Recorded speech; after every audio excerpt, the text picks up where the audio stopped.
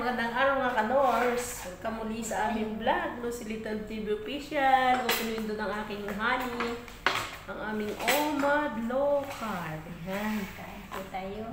Hi, ang menu namin for today mga kanors ay leftover na squid. Leftover na chicken. Pusit, leftover na chicken. At meron kaming, parang madami egg natin ngayon. 5, yung isa ay sobra. May nakagawa At kakain muna ako ng pakuan. Nalalagyan din eh. Para di mahirap magtanggal. Ayan. Kain lang tayo mga kanors. Kain muna ako ng pakwan. Shout out mga low carbers. Kumusta po Kayo dyan. Kumusta po tayo? Para naman na rin nanunungkit ng bituan. Lambot o. Kain muna akong pakwan. Lambot pa rin. 5 itlog.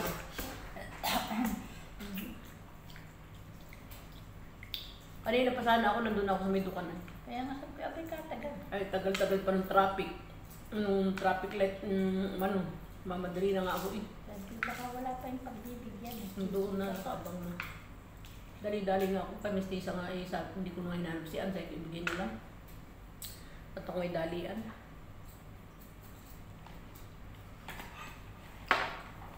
Ayaw naman ko ay, tang-tang mo sa mama. Sabi ko, nakita mo ba kung sino kumuha ng trolley dito? Di ba nandiyan ka kayo nung unang gagaya? Sabi, somebody daw na nakuha. Customer ang kumuha, hindi yung magbuha. Hindi yung mga... Sabi ko, customer ba o staff? Hindi din niya siya. Basta may kumuha. Kasi pa alakad-lakad daw siya.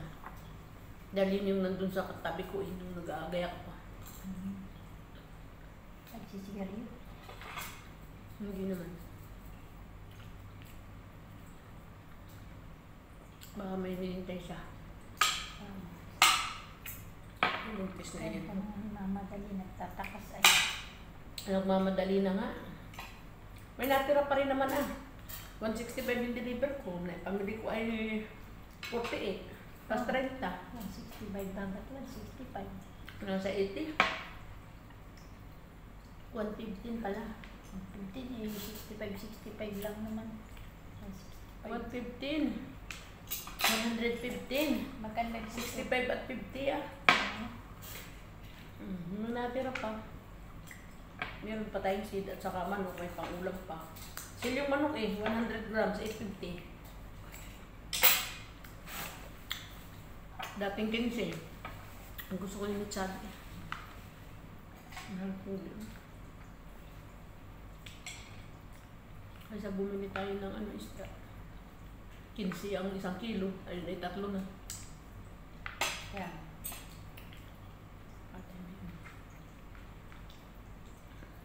Dapat pala tayo bumili na ng pangsisig pag magsisisig. Mga takla pang stock. Hindi na kakatayin kung itak na buo.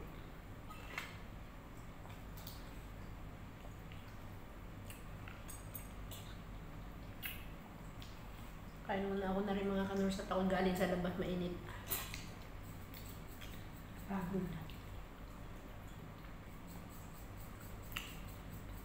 Siguro nung time na sabi niya, only 10 minutes lang daw sabi nung maybe 10 minutes daw na nakuha yung ang tagal kung gawa ng yung traffic light, ang tagal Naalala mo na doon pa lang.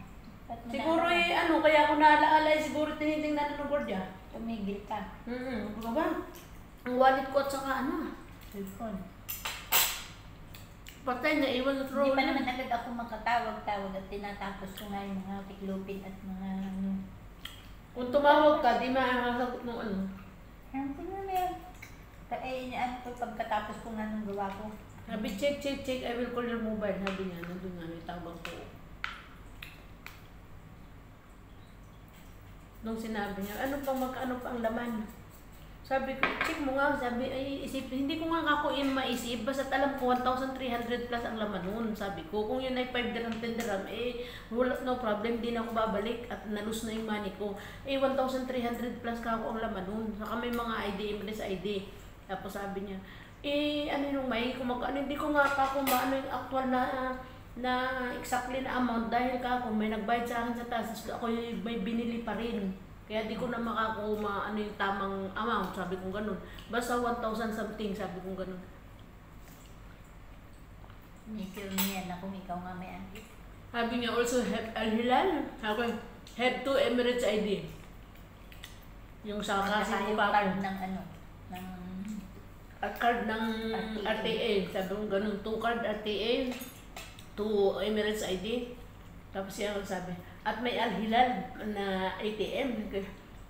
Yes, for you, with you. So next time, sabi niya, don't forget your things. Sabi, kinalimutan nga. At ako'y nagmamadali dahil mainit. Ay, thank you. Sabi kong gano'n. Nandun pa nga yung Arabong isang naghahanap din ng kung anong hinahanap ay binigyan ko siya ng 30. Sabi ko, this for you. Thank you very much. So, edi tuwa naman siya. pang nabindas. Bakit ko sana ako kay Miss Tis at ipapatulong ako maghanap doon sa ano. Hindi na lang ang nasa kanya. Dali-dali ako ay nintis na yun. Kinaku sayang ang aking mobile, ang aking wallet, nandoon lahat, pati Emirates ID, nandoon lahat. Nadadali. Ba't nawala? Wala nga yung wallet ko. Big pwede ka. Naiwan ko. Sabi pa eh. Kaya dumaldal na naman ang dumaldal kanina. Sabi ko, huwag kang bibili nung ano, sabi kong ganun, dahil nung tama yung last na binili mo, hindi ganyan. Sabi ko, hanapan na daw niya, wala daw nung itim. Sabi ko, bumili ka nga ng itim. Sabi ko, ang nakaano na may orange, dapat ka yung pink. O, pero okay na din ka yung pink. Next time, huwag ka na lang bibili nung kagaya nung naubos. At si Hamid, reklamo na naman sa amoy. Si Hamid na may laging nakareklamo all the time. Parehas ba yun? Pinapalaban naman yung kanya sa pinapalinis yung mga sapatos. Tapos ilagay mo dyan, nakaubisip. Si Hamid naman lagi all the time, complain, sabi niya. Si complain all the time. Sabi niya, David. Sabi ko, pati asawa mo nagreklamo din yung isang baho. Sabi ko, ang dami din sa Jamia. Ba't double daw price sa Jamia? Ko, hindi naman. Sabi, but check daw, baka daw sometimes ay yung pick. Walang tindang pick dyan sa Jamia. Ang big pick ay doon. Ang pick ay doon ka ako sa Gate Warehouse. Sabi ko, pag nakapunta kami ng Jamia, titinan ko magkano presyo. Sabi niya, check mo lang yan kung nice. If nice, ay bibili ako ng more. Ay sinabi ko na nga, ang nice ay yung itim na may pink. Aba, talaga yung pagpilitan pa yung kanya. Sabi ko, lahat ng itim na may nakarot na long-lasting fragrance, mabango yung lahat. Sabi ko sa kanya, huwag ka lang bibili nung kagaya nung naubos na walang nakasulat na long-lasting fragrance. At saka yung Kaya kita mo yung wala ka amoy-amoy yung naubos.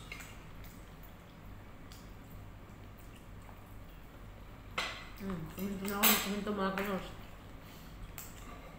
pagod. Kasi yung amo namin, paiba-ibang binibili ng comfort. Kung alin yung mabang hindi ang binibili, tapos mag-reklamo sa amoy. May. Kala ko siya kang yung nag-drop. Good one. Tapos kuminto na ng kuminto, kung ano nang kininto. Si Pampam daw. Si Hamid daw. Yung niya sa doktor kahapon. Ang laki ng gamot dahil hindi daw covered sa insurance. Like, ano bang problema ni Hamid? Naalala mo ba nung nadugo yung kanyang yung stomach ay may diferensya? Ay, hindi pa pala tapos yun. Tagal-tagal na nun. Hindi pa nga daw ginagamot pa. Inom na inom siya ng juice. Tapos ay nando ang kanya.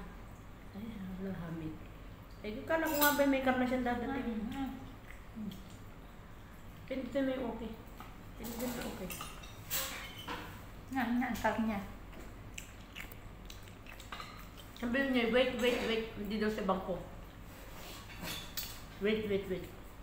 Sabi tamo sa Rabdo bago naman ka. Sabi kasi nga daw si Pampun daw ay gusto ay ang karaya pero daw naman ay loan. So swap, tapos kuha din ng bago. Kung anong kuha ng bago. Kahit daw walang makain, basta may kan. Yung dami mo ko.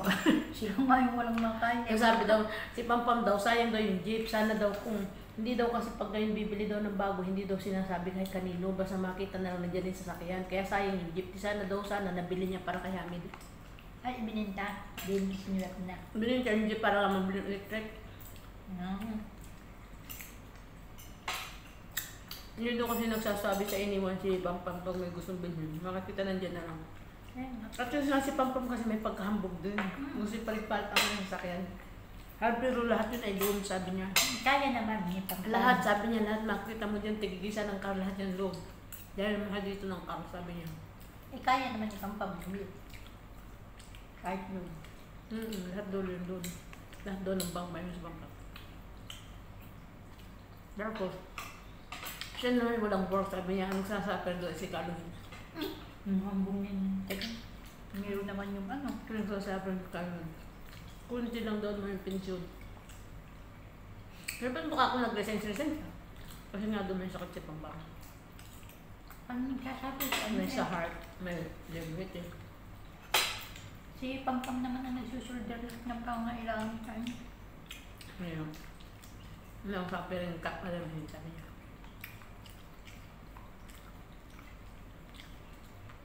Paano mga ka-nurse, end na po namin ang aming vlog. Pero po kami kumakain pa. Hanggang sa muli na lang po mga ka-nurse, kung naibigan niyo po ang video, pakiwalan po ng comment sa baba. At kung kayo bago pa sa aming channel, please like and subscribe lang mga ka-nurse. At may bell button sa gilid, pakiclick na lang din para po kayo laging update susunod pa na yung mga vlog.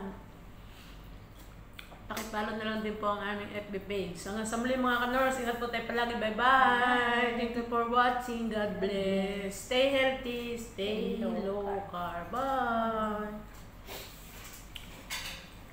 Ikaw nang pindot.